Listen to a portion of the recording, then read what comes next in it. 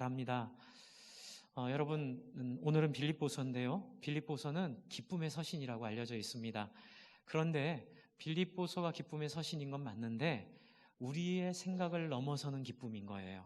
그러니까 이 기쁨이 무엇이 잘 되고 모든 게 다 원활하게 이루어지는 기쁨, 우리의 기쁨이 아니라 사도 바울이 지금 감옥에 갇혀 있습니다. 근데 도대체 저 능력이 무엇이길래 감옥에 갇혀 있는데도 기뻐하고, 여러분, 죽음의 위협 속에서도 두려워하지 않습니다. 이렇게 얘기할 수 있겠죠. 뭔가 죽음보다 더 가치 있는 것이 있지 않는가? 또 감옥에서 대가를 지불할 만큼 그 대가가 뭔가가 있기에 저렇게 담대하게 기쁨으로 살지, 그렇지 않으면 우리는 이 기쁨을 광신도의 그 치기 어린 그 종교 모습으로밖에는 우리는 이해할 수 없을 것 같습니다. 저도 약간 그런 경험을 좀 말하고 싶은데요. 이 사도 바울이 말하는 이 기쁨은 마치 우리가 죽음을 앞두고 죽음을 바라보는 데서 누리는 기쁨과도 같은 신비한 거라는 생각이 들었습니다. 어제 우리 조용자 집사님 임종을 가서 같이 했는데요. 참 감사했습니다. 우리 1년 전에 조용자 집사님 찾아오셔서 목사님 저 암이래요. 그래서 아유 집사님 어떻게 해요? 치료 어떻게 할까요? 그랬더니 나중에 오셔서 그냥 치료 안 하기로 했어요 이러시더라고요. 치료 안 하고 그냥 하나님께서 나를 데려가시는 과정을 그냥 겪겠다고 하셔서 말리지 않았습니다. 물론 그 과정이 쉽지 않았습니다. 이제 그 암이 깊어지고 혼수 상태가 오고 그런 과정에서 뭐 본인 의식도 약해지면서 참 아픈 과정들을 겪었지만 어제 임종을 통해서 하나님이 얼마나 이 죽음을 통해 우리를 영광스럽게 하시는가를 저는 역설적으로 좀 보았던 것 같습니다. 짧은 시간 이렇게 임종하시면서 저는 그런 생각이 들었습니다. 육체로부터 자유케 되는 거구나. 나를 평생 괴롭혔던 내 기질, 나를 평생 괴롭혔던 나의 한계, 나의 상처, 아무러지지 않은 나의 기억으로부터 완전한 자유를 우리 죽음은 주지 않을까? 이제 그 생각하고 이제 어제 오다가 누가 저한테 이어령 선생님이란 분이 유명하셨던 장관님도 하셨던 분이신데 이분이 암투병을 하고 계신데 이분이 선언한 게 있습니다. 암 치료를 안 받겠다고요. 그러나 여러분 오해하지 마십시오. 암 치료 열심히 받으십시오. 근데 이제 그분은 나이도 너무 많이 되셨고 또 이분이 이제 신앙을 늦게 가지셨어요. 자기 딸 때문에. 그러면서 어제 인터뷰한 기사를 읽으면서 제가 이제 그게 참 마음에 와닿았어요. 우리 인생에 죽음은 계절처럼 찾아옵니다. 그렇죠? 어느덧 겨울이 찾아오고 우리의 죽음은 피할 수가 없는 거죠. 저도 어제 이 말씀 준비하면서 도대체 사도 바울의 기쁨이 무엇이었길래 우리가 거부할 수 없는 봄이 오면 여러분 겨울을 생각하지 않잖아요. 근데 어느덧 저에게는 겨울이 가까이 오고 있음을 좀 어제 저는 그 죽음을 보면서 생각하게 됐습니다. 나도 죽음을 기대하고 준비해야겠다. 그런데 오늘 사도 바울이 말하고 있는 이 기쁨을 모르면 우리는 단지 쇼할 수밖에 없다는 생각을 했습니다. 그냥 허세고 그냥 사람들에게 잘 보이려고 하는 그냥 가오일 뿐이지 그 안에 있는 내용이 있는 정말 기쁨이 없으면 결국 우리는 죽음 앞에 그냥 두려워하고 무섭죠, 죽음이요. 그러나 여러분 우리에게 희망은 바로 여기에 있죠.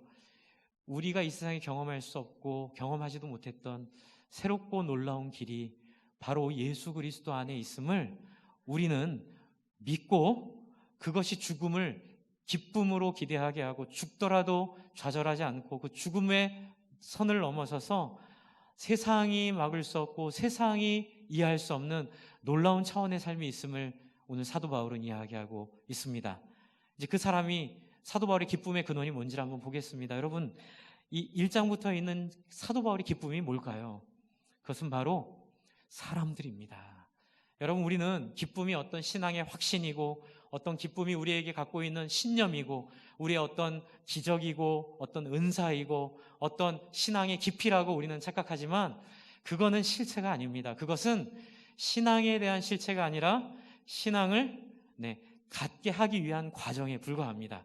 그러므로 주 안에 사랑하는 성도 여러분, 오늘 우리는 이 사도 바울의 이 1장에 있는 이 기쁨의 근원이 어떤 모습이었는지를 한번 자세히 살펴보면 좋겠습니다. 그 사람인데요, 1장 1절입니다. 그리스도 예수의 종 바울과 디모데는 그리스도 예수 안에서 빌립보에 사는 모든 성도와 또한 감독들과 집사들에게 뭐 한다고 얘기하고 있나요?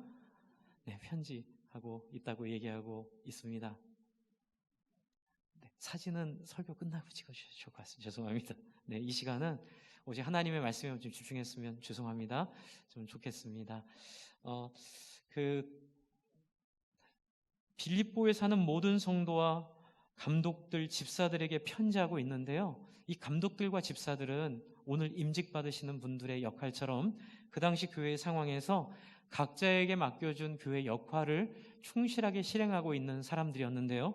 뒤에 보면 이분들 때문에 지금 사도 바울이 기뻐하고 있는데 도대체 이분들이 어떻길래 하나님이 사도 바울이 기뻐하고 있었을까? 힌트가 있습니다. 뭐냐면 빌립보에 이 사람들이 살고 있다는 것입니다. 여러분 지도를 한번 봐주세요. 지도를 한번 봐주시면 제가 이 지도를 여러분 이해하기 쉽게 준비를 하려고 했는데 대략 아시겠죠? 유럽 있고요. 그 다음에 동유럽 있고요. 그 옆에 터키, 아르헨티나 뭐 이런 옆으로 있는 동유럽권 나라들이 있고 밑으로 이제 이어지는 게 이스라엘로 이어지고 아프리카로 이어집니다. 이제 이스라엘, 이 동쪽에 있는 이스라엘 땅에서 이 복음이 이제 실현이 된 거죠. 그래서 이 복음이 어디까지 갔냐면 저 그리스까지 갔습니다. 그런데 저 그리스는 참 좋은 기후이고 참 좋은 땅입니다. 그래서 이 빌립보는 황제가 정복 전쟁을 통해서 저 도시를 점령한 이후에 너무 좋으니까 저 도시를 재개발을 합니다. 재개발을 해서 그 도시를 특별시로 만듭니다. 특별행정구역으로 만들고 특별행정구역에 특별법을 줘서 세금을 면제시켜주고 그 다음에 곡물도 면제시켜주고 그리고 거기 안에 있는 사람들은 다 시민권을 줬습니다. 그런데 이건 빌립보 사람들을 위한 일이 아니었고요. 로마 황제가 로마 정복 전쟁을 위해 희생하고 헌신했던 그 장군들 그리고 군인들의 복지를 위하여 한 도시를 만든 거예요. 그래서 저 도시는 황제의 도시였습니다. 그리고 저 도시는 소위 말하는 로마 정신이 위로부터 아래까지 충만하게 넘치는 도시였습니다. 왜요? 이 도시를 살게 해주고 이 도시를 풍요롭게 해주는 건 누구예요? 로마 황제인 거예요. 소위 말하는 황금의 도시. 여러분 예수님이 가이사라 빌립보는 다른 곳인데 저기 가이사라 빌립보도 황제 기념 도시였습니다. 유대 총독이 황제를 기념해서 만든 도시라고 하는데 황제 기념 도시 앞에서 예수님이 다 떨어진 넝마 주머니 같은 옷을 입고 샌들 하나 신으시고 그렇죠? 이렇게 뭐 땀에 젖으신 모습으로 제자들한테 물어보죠. 두바이 안 가봤지만 두바이가 화려하다 하더라고요. 또 파리 에펠탑 앞에서 또는 뉴욕 그 화려한 월가 앞에서 예수님이 다 떨어진 옷 입고 집도 한 채 없는 주제에 차도 없는 주제에 예수님이 딱 서서 이렇게 물어보는 거 기억하시죠? 너희는 나를 누구라 하느냐? 황제 도시 앞에 서서 제자들에게 물어보십니다. 너는 나를 누구라 하느냐? 그 이야기가 생각나는 장면입니다. 황제의 도시, 다른 황제의 도시에 살고 있는 사람들 속에 그들 가운데 누가 있냐고요? 바로 성도들이 있다는 사실입니다. 주 안에 사랑하는 성도 여러분, 기독교는 이 세상 사고와 다른 사고를 하는 사람들의 모임입니다. 세상은 아무리 황금을 이야기하고 세상은 자기 이해관계를 위하여 잔인하게 서로를 도륙하고 공격하고 매장하지만 하나님의 나라는 원수라도 사랑하고 끝까지 하나님의 마음으로 사람에 대한 존중을 포기하지 않는 나라임을 믿습니다. 여러분 그래서 이 기쁨의 근원 첫 번째는 바로 세상에 속하지 않은 사람들입니다. 세상과 다른 사람들입니다.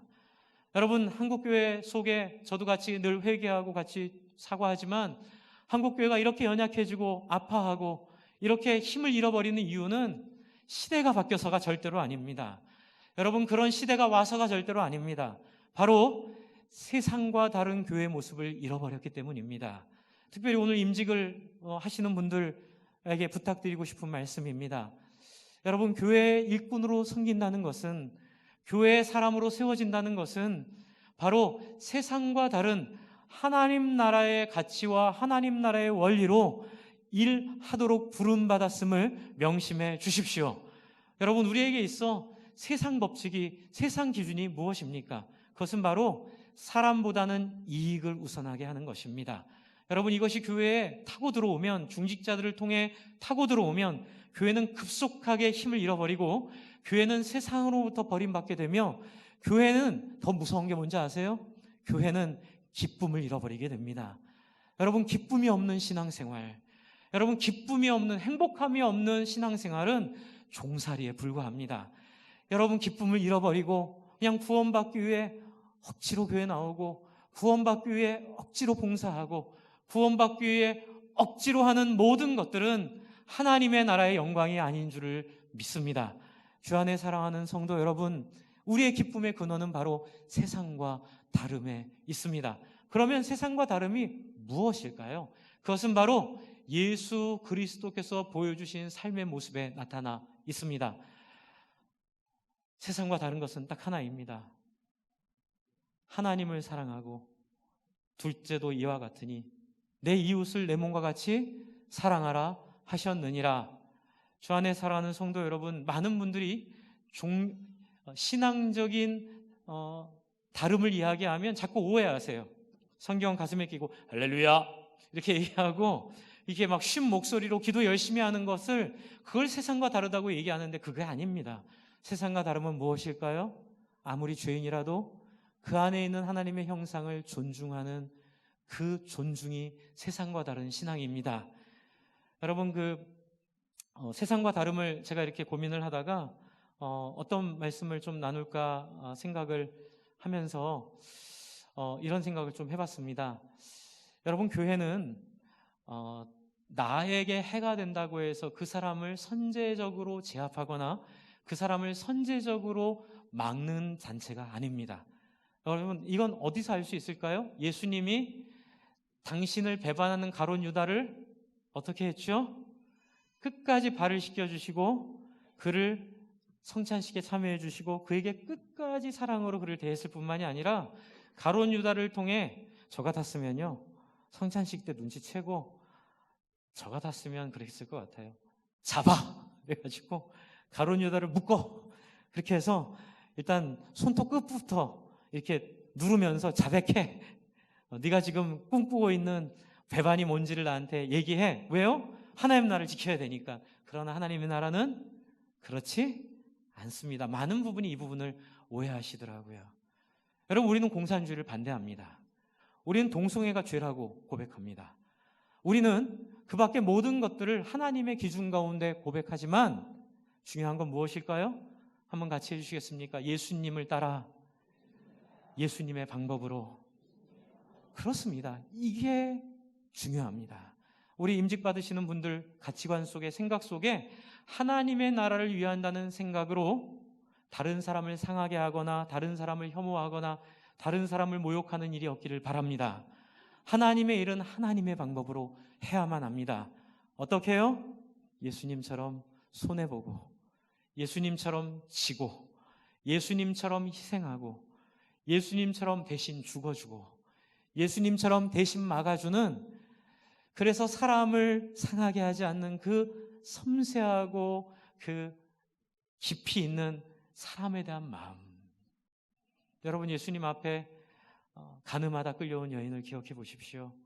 세상 같으면 그 여인은 가차없이 사거리에서 드러내서 죽이는 것이 세상의 방법입니다. 하지만 예수님은 먼저, 죄 없는 자가 먼저 돌로 치라 말씀하시며 그 여인에게 나도 너를 정죄하지 아니하노니 뭐라고 하셨죠?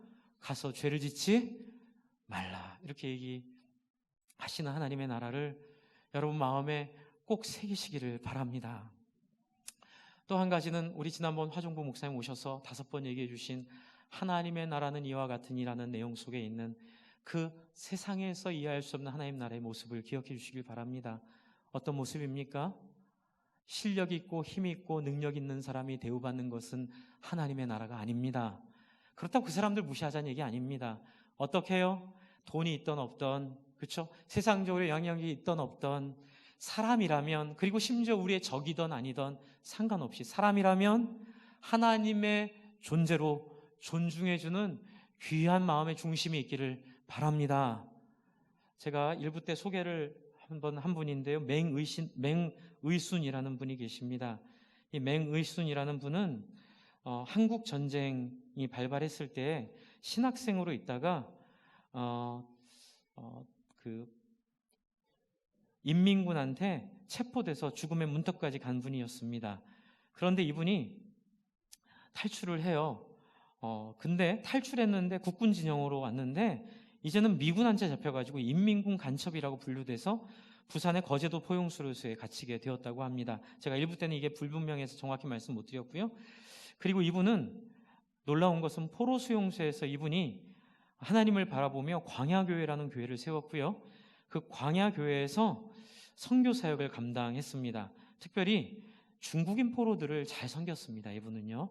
그런데 어느 정도로 섬겼냐면 제가 이제 이분을 쓴 소설 내 잔이 넘치나이다에 나온 그 구절이 기억이 나는데 이분은 인민군이든 중공군이든 국군이든 미군이든 가리지 않고 똑같이 차별하지 않고 사람을 섬겼다고 이야기하고 있습니다. 그리고 특별히 중공군들이 이분이 죽었을 때에 중공군들이 이분의 그 장례식에 와서 울면서 이렇게 추도사를 전달을 했습니다. 평화의 왕자 맹인순 선생 영전회로 시작되는 추도사에는 이 맹인순에 대한 감사와 그를 애도하는 글들이 있었는데 그 다음에 이런 신앙 고백이 있습니다. 중공군들이 그분은 우리의 고름으로 가득 찬 상처를 맨입으로 짜 주셨습니다. 우리는 그의 행동을 통해 하나님도 예수님도 몰랐지만 맹인순 선생님을 통해 예수님을 알게 되었습니다. 맹 선생님 말씀대로 우리도 구국에 가면 다시는 이런 피비린 나는 전쟁 속에 말려들지 않고 예수님의 평화로 당신이 보여준 그 모습 그대로 살아갈 것입니다라고 약속했던 이 에피소드를 가지고 83년에 내 잔이 넘치나이라는 소설이 나왔습니다. 주 안에 사랑하는 성도 여러분, 저는 참 큰 감동을 받았는데요. 이것이 우리에게 주는 세상과 다른 교회의 모습일 줄을 믿습니다. 참 요즘에 가슴 아픈 게 교회들이 교회 이해관계를 위하여 투쟁하려고 하는 모습들입니다. 교회의 이익을 지키기 위하여 싸우는 모습들입니다. 그렇게 하지 않아도 됩니다. 우리가 누군가가 우리의 것들을 가져가려고 하면 내어줍시다. 우리를 죽이려고 한다면 우리가 죽읍시다. 그러나 우리가 할 수 있는 일은 뭐냐면 끝까지 그들에게 예수님의 사랑이 무엇인지, 나를 죽이려는 사람에게조차도 같은 방법으로 보복하지 않고 복수하지 않고 그들에게 반항하지 않으며 끝까지 예수님의 말씀처럼 끝까지 섬기고 사랑하고 희생하는 이 놀라운 방법을 따라 여러분 살아주시기를 부탁을 드립니다. 이것이 사도 바울이 기쁨의 근원으로 빌립보 지역, 세속의 지역임에도 불구하고 세상의 지역임에도 불구하고 그 지역에 있는 지역에 물들지 않은 황제에게 속하지 않은 황제에게 속지 않은 그 놀랍고 귀한 사람들, 그 사람들을 기뻐하는 첫 번째 이유입니다. 그래서 2절에 이렇게 축복합니다. 하나님 우리 아버지와 주 예수 그리스도로부터 은혜와 평강이 너에게 있을지어다. 여러분, 저는 어제 그 죽음을 앞에서 보면서 그런 꿈을 좀 꾸었습니다. 우리 조용자 집사님은 겨울이 왔지만 저는 이제 늦 여름인 것 같습니다. 또 어떤 분들은 초가을에 계시고 어떤 분들은 한창 가을에 있는 분들도 계시고 또 어떤 분들은 이제 겨울에 맞닿아 계신 분도 계실 거라 생각이 듭니다. 그러나 여러분, 우리의 죽는 그 순간 여러분 어떤 보람으로 죽으시겠습니까? 우리의 죽는 그 순간 우리의 삶을 돌아봤을 때 돈만 열심히 벌다가 열심히 싸우다가 열심히 상처 주다가 여러분 우리가 할 수 있는 말 한마디가 미안해 라는 말만 하고 돌아간다면 우리의 인생이 얼마나 허무하고 슬프고 아프겠습니까? 여러분 2절에 있는 것처럼 하나님 우리 아버지와 주 예수 그리스도로부터 은혜와 평강이 너에게 있을지어다 라고 축복하고 축복받을 수 있는 어떤 사람들에게 있어 그 영광이 되었던 인생으로 어떤 사람들에게서 그 평강이 되었던 인생으로 어떤 사람들에게 있어 그들의 인생에 전혀 잊을 수 없는 영원한 기억을 남겨주는 예수님 닮은 인생으로 그 겨울을 맞이하지 않으시겠습니까? 안 올 것처럼 이렇게 앉아 계시지 마십시오. 다 옵니다. 여러분 여름이 지나니까 낙엽이 지는 거 보면서 나에게도 죽음이 1년 1년 다가오고 있구나. 여러분 우리의 죽음의 그 순간 열심히 싸우다 끝내는 교회 생활 속에 상처만 남은 인생으로 가지 말고 어떻게 해요? 제발 예수 닮은 모습으로, 예수 닮은 중심으로 누군가를 위해 희생한 기억 하나 정도는 가져가야 되지 않을까요? 누군가를 위해 포기한 기억 하나 정도는 갖고 있어야 되지 않을까요? 그것을 지금 사도 바울은 2절에 담아 이 성도들을 마음껏 축복하고 있습니다. 그래서 제가 우리 권사님들, 장로님들한테 가끔 그런 얘기 드리죠. 저는 우리 권사님들, 장로님들 또 제가 죽을 때에 서로에게 이런 고백들을 했으면 좋겠어요. 목사님 만나 제 인생이 복되었습니다. 권사님 만나 제 인생이 하나님 안에 보람되었습니다. 장로님 만나 제 인생이 하나님 안에 영광스러웠습니다. 그러나 여러분, 그것이 쉽지는 않습니다. 그러나 우리 안에 하나님께서 우리 안에 예수 그리스도로 보여주신 그 놀라운 예수 닮은 모습이 우리 가운데 성경을 통하여 끊어지지 않는 한, 이런 표현해서 죄송하지만 저와 여러분이 이 말씀에 순종하지 않던 하나님은 기필코 당신의 역사를 이루실 줄을 믿습니다. 그렇기에 여러분, 그 파도에 여러분을 실으십시오. 거기서 제외되면 슬픈 사람들은 우리일 수밖에 없습니다. 그리고 이제 사도 바울은 이들을 향하여 이렇게 고백합니다. 너희는 보석 같은 존재들이었다. 여러분, 3절에 보시면 내가 너희를 생각할 때마다, 여러분, 내가 너희를 생각할 때마다 뭐라고 하죠? 나의 하나님께 어떻게 해요? 감사하며. 여러분, 이런 관계 여러분 있으십니까? 여러분, 우리가 솔직히 말씀을 드리면 교회 생활 한다고는 하지만 교회 생활의 연속은 상처요, 교회 생활의 연속은 아픔이요, 교회 생활의 연속은 고통인 경우가 너무 많이 있지 않습니까? 그래서 너무나 많은 이 시대의 사람들이 교회를 오해하지 않습니까? 제가 호주에 있을 때 참 가슴 아팠던 고백이, 목사님 이제 저희 집에 초대를 했는데 저희 집에 오려고 할 때 이제 조건이 있더라고요. 저희가 이제 토요일마다 목장처럼 밥을 해서 지역에 있는 예수 안 믿는 사람들 초대를 해서 같이 밥을 먹였는데, 이제 아내는 너무 좋아하는 거예요. 근데 이제 남편이 안 오려고 그래요. 그래서 아이들을 위한 그림책 모임 한다 꼬셔가지고 저희가 집에 일단 토요일날 와서 밥 먹고 아이들한테 그림책 읽어주는 모임 하겠다 얘기하면서 불렀더니 조건이 있는 거예요. 목사님 집에 안 가는 게 제 인생의 원칙인데, 목사님 저희가 가야 되면 하나 부탁드릴게요. 교회 얘기, 하나님 얘기, 예수님 얘기 안 하시면 제가 갑니다. 그래서 제가 약속했어요. 안 하겠다. 예, 안 하겠다. 이제 그렇게 얘기를 하니까 자기가 먼저 하더라고요. 왜 교회를 자기가 그렇게 무례하게 목사한테 교회 얘기, 예수님 얘기, 하나님 얘기 하지 말라고 했는지 그 고백이 충격이었어요. 한국 사회 속에서 한국 교회의 모습은 욕심꾸러기들의 잔치였다고 얘기를 하더라고요. 무슨 얘기니 했더니 이 땅에서도 잘 먹고 잘 살고 싶고 천국 가서도 그 앞자리 놓치고 싶지 않은 그 욕망에서 자기 혼자 구원받고 자기 혼자 잘 되고 자기 혼자 축복받는 사람들 모임 보고 자기는 실망했고, 그래서 다시는 교회 안 나겠다고 결심하고, 직장도 너무 좋았어요. 한국에서요. 다들 부러워하는 직장에 다녔는데 타일 배워가지고 자기 인생은 그렇게 이렇게 막 욕망을 따라 욕심을 따라 그렇게 막 사는 것 자기 체질이 안 맞아서 그냥 좋은 사람들과 함께 더불어 살려고 넘어왔다. 그래서 제가 그때 한마디 했습니다. 예수님이 찾는 사람이 당신 같은 사람이라고요.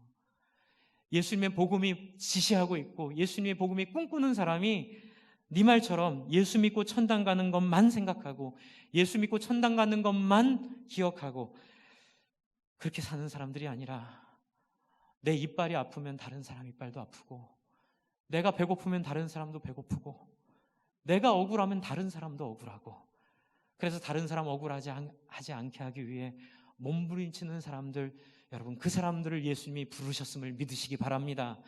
오늘 임직 받으시는 분들은 어떤 분들이십니까? 오늘 또 임직 이미 받으신 분들은 어떤 분들이십니까? 또 이 자리에 모여 예배하시는 저와 여러분은 어떤 사람들입니까? 김영국 목사님이라는 그 목사님께서 2019년 당신들 교회 가족 헌신 예배 데살로니가 교회를 설교하면서 이런 5가지 이야기를 한 것을 듣고 제가 크게 공감을 했습니다. 첫 번째, 예수 믿고 천당 가는 것은 좋은 믿음이다. 그런데 매우 위험하다. 죽을 때까지는 모르는 일이다. 예수 믿고 천당 갈 때까지 시간이 많이 남았는데 죽고 난 뒤에 천당 간다는 것을 붙들고 사는 것은 위험하다. 아니, 좀 이상한 일이다. 두 번째, 중요한 것은 예수를 믿어서 내가 변하고 있는가이다. 하루아침에 확 변하는 것은 아니지만 세월이 가면서 변하는 것을 스스로 발견하고 나만 변하는 게 아니라 나의 변화를 통하여, 중요한 표현이죠, 다른 사람이 변하는 것을 보는 것이다. 이것이 진리에 천착한 사람들에게 나타나는 현상이다. 세 번째, 죽어있는 진리가 아니라, 입술로 고백되는 진리가 아니라 우리 속에 살아있는 진리. 이 교회 교인들이 집착했던 것은, 천착했던 것은 바로 이 살아있는 회심이 일어나는 교회, 그래서 그걸 통하여 성장하는 교회, 그래서 그것을 꾸준히 일으키는, 끊임없이 그러한 일이 일어나는 교회이다. 네 번째, 신앙교리를 고백하는 것에 자랑스러워하지 말라. 그래서 당신이 어떻게 되었는데, 예수가 당신을 위해서 죽은 것, 그래서 어떻게 되었다는 말인가? 당신 속에 성령이 계시다는 것, 그래서 어떻게 되었다는 이야기인가? 이것들이 입술로만 고백하는 것이라면 우리는 스스로에게 질문해야 한다. 이것이 전부인가? 다섯 번째, 기독교는 결국 입술로만 고백하면 되는 종교인가? 아니다. 진리는 우리 속에 들어와 작동한다, 일한다. 그래서 별 볼 일 없는 나도 변하고, 세월이 지나다 보니 다른 사람도 변화시키고, 인생을 살다 보면 우리 주변에 그런 사람들이 형성되어 있는 것을 보며, 이게 뭐지? 이게 어떤 일이야? 아, 이것이 하나님의 능력이구나라고 스스로 감탄하고 감격하는, 이것이 진리에 천착되어 있는, 붙어 있는 사람들의 모습이다. 할렐루야, 아멘. 저는 이 글이 너무 좋았습니다.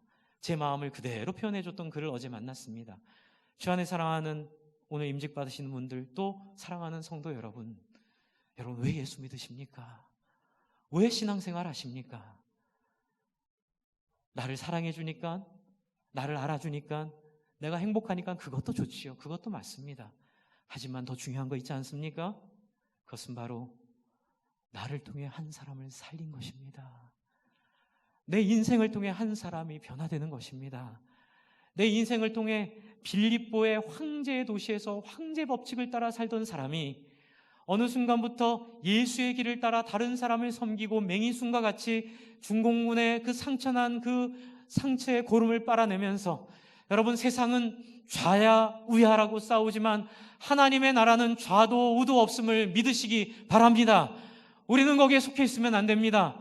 우리의 거기는 끌려가면 안 됩니다. 오직 우리에게 중요한 것은 진실이고 사실이고 진리입니다. 이 이야기는 다음 주에 1장 7절부터 11절 사도 바울의 기도를 통하여 좀 더 자세히 설명을 드리도록 하겠습니다. 중요한 것은, 주 안에 사랑하는 성도 여러분, 중요한 것은 사람을 사람으로 대하고 있습니까? 우리의 이해관계나 우리의 욕망을 따라 사람을 짓밟지는 않습니까? 여러분, 사도 바울이 감격하는 것은 바로 이것입니다. 내가 너희를 생각할 때마다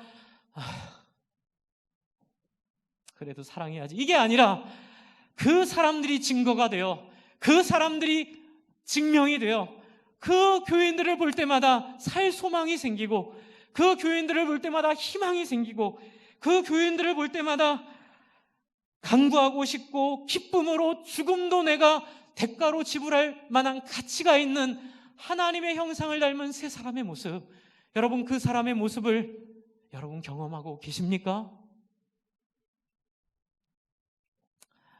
제가 목회로 이렇게 목사로 많이 하진 않았지만 참 슬플 때가 너무 많습니다. 우리 교인들 중에 좀 오해하시는 분들이 계세요. 그런데 그 오해가 뭐냐면, 목사님, 우리는 어떻게 해도 용서해 주시고 사랑해 주시고 우리를 끝까지 끌고 가주시는 게 목사님의 역할 아닙니까? 그런데 엄격히 성경적으로 말하면 그게 목사의 역할은 아닙니다. 여러분, 안 변하는 사람들을 끝까지 안 변하는 것을 사랑하고 인정하며 그것을 끌고 가는 것은 목사의 직무 유기입니다. 여러분, 저는 가끔 어떤 것들을 경험하냐면, 우리 교회는 아니라고 하고 얘기 드리겠습니다. 목회를 하면서 느꼈던 게 뭐냐면요, 마치 이것과 같았어요. 제가 89년도 90년도 초에 말의 군대를 갔습니다. 신학생은 저 혼자였고요. 근데 제가 간 곳이 좀 거친 곳이었어요. 지금은 없어진 부대인데 좀 거친 곳이었는데, 예수 믿는 사람 저 혼자니까 이제 밥 먹고 식기도 하잖아요. 식기도 하면 햄이 없어지는 거예요. 네, 식기도 하면 햄이 없어져요. 처음에는 참았습니다. 그런데 나중에 짜증을 냈더니 뭐라고 하죠? 너 예수 믿잖아. 예수 믿으면 참아야지, 뭐 너 참으래며. 그리고 더 심각했던 건 뭐냐면, 그 고참들이, 직구중 고참들이 있었는데, 제가 입영 때 이렇게 관물 내무관에 앉아 있는데 갑자기 와서 뺨을 때리는 거예요. 이렇게 봤더니 왜 왼뺨 안 내밀어? 네? 너 신학생이잖아. 너 성경에 내밀려면 내밀어. 그리고 또 때리는 거예요. 너무 슬펐습니다. 그 인간성이 완전히 망가져버린 그 모습. 그런데 여러분, 너무나 많은 성도들이 임직자들을, 목회자를 그렇게 대하는 걸 봅니다. 내가 교회 와주는 게 얼마나 고마운 건데, 나라도 이렇게 와 있는데 감히 나한테 이래라 저래라? 내가 하고 싶은 대로 할 거예요. 질서도 없고 방향도 없고, 또 목회자를 향해서 목사님 탁 때리면 아파. 그러면 목사님 사랑이잖아요. 성도들을 사랑해 주셔야 되잖아요. 내미세요?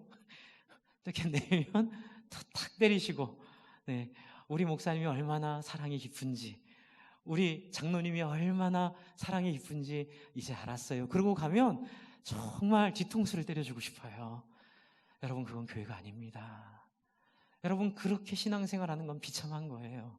여러분, 교회는 무엇입니까? 다른 사람을 위하여 자기를 희생하는 사람의 변화를 보고 감격하는 것이 교회인 줄을 믿습니다. 저도 그런 목사이고 싶습니다. 성도님들이, 자기만 알던 성도님들이 교회에 와서 말씀을 공부하고 배우면서 맹의순처럼 공산군이 됐던 미군이 됐던 국군이 됐던, 여러분, 이 하나님이 만든 그 형상에 대한 존중함을 가지고, 여러분, 학살당해도 마땅할 만한 사람이 누가 있습니까? 여러분, 무시당해도 마땅할 만한 사람이 어디에 있습니까?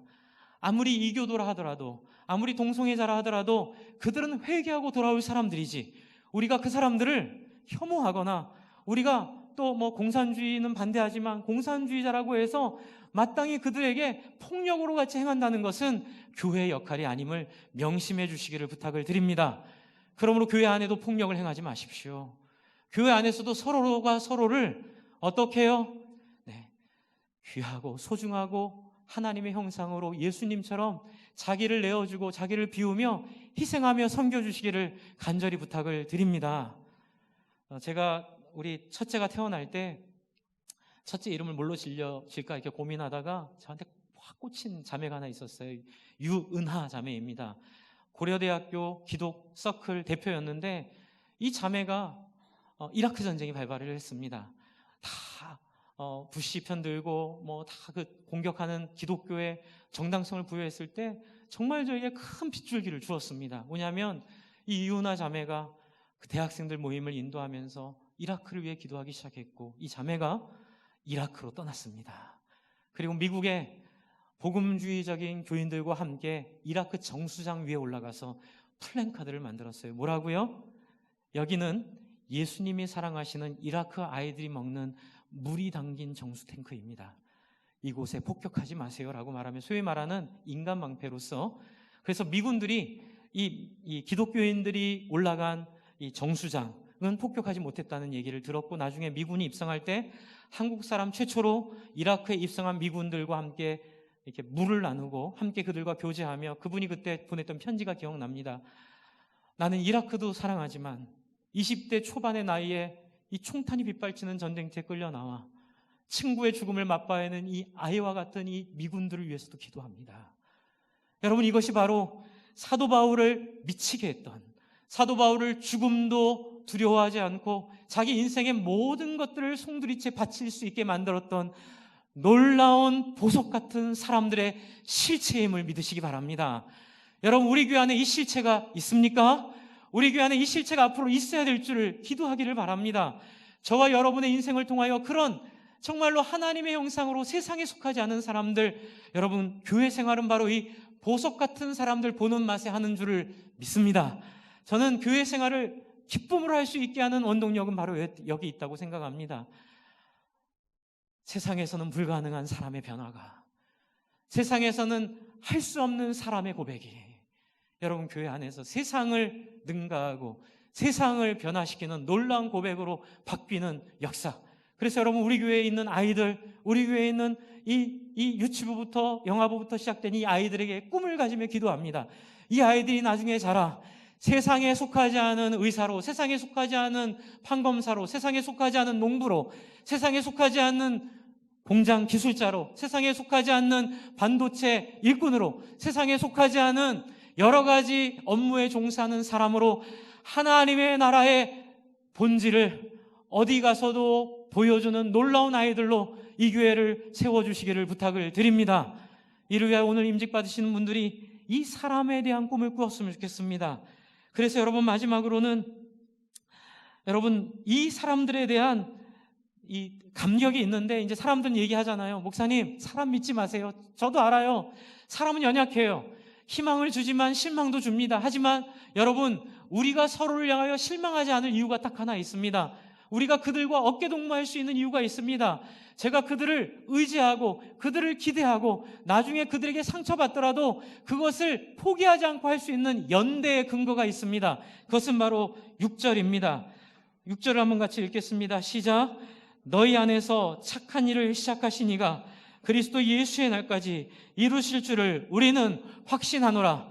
겨자씨와 같은 작은 예수의 희생과 사랑이 맹일순 전도사와 같은 그 중공군과 국군과 공산군과 미군을 가리지 않고 섬겼던 그 놀라운 사랑이 여러분, 우리에게 하나의 씨앗이 되어 저와 여러분의 인생에, 목사님, 인간은 다 죄인이에요. 다 상처만 주고 끝날 거예요. 그런 사람 본 적 없어요. 라는 말을 무력하게 만들고, 어찌됐든 여러분, 예수 그리스도의 복음이 시작된 그 능력이 우리의 살아있을 때 아니더라도, 우리의 죽고서라도 우리의 섬김과 희생과 사랑이 억울함을 참아내는 그 세상과 다른 모습이 기어코 열매 맺게 될 줄을 믿습니다. 이것이 하나님 나라에 대한 소망입니다. 여러분, 이 소망을 가지고 지치지 않고 흔들리지 않고 오직 이 하나만 바라보고 사람 섬기는 귀한 임직자들 되었으면 좋겠습니다. 저도 그렇게 여러분을 섬기기를 바랍니다.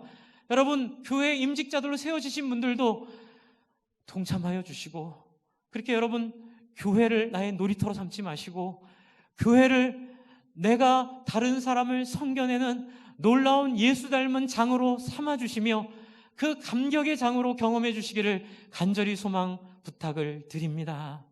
오늘 우리가 함께 세워드리는 임직자들께서 여러분이 놀라운 사람을 통한 하나님을 경험하고 이 사람을 통한 희망을 발견하고, 그래서 교회 와서 사람 보고 신앙생활하지 말고 하나님 보고 신앙생활하라는 말 속에 있는 부정적인 절반을 버려버리시고 정말로 사람한테 상처는 받지 마으시되, 그러나 여러분이 섬기는 일을 통하여 사람이 바뀌는 놀라운 역사 경험하도록 우리 함께 기도할까요? 여러분, 같이 기도할 때에 우리 임직자들을 위해서, 또 여러분 임직받은 여러분들을 위해서, 또 이미 받으신 분들을 위해서, 여러분 하나님의 교회 안에 정말 이 사람에 대한 감격과 사람에 대한 기쁨이 우리의 근원이 되게 해달라고 여러분 한번 같이 간절히 기도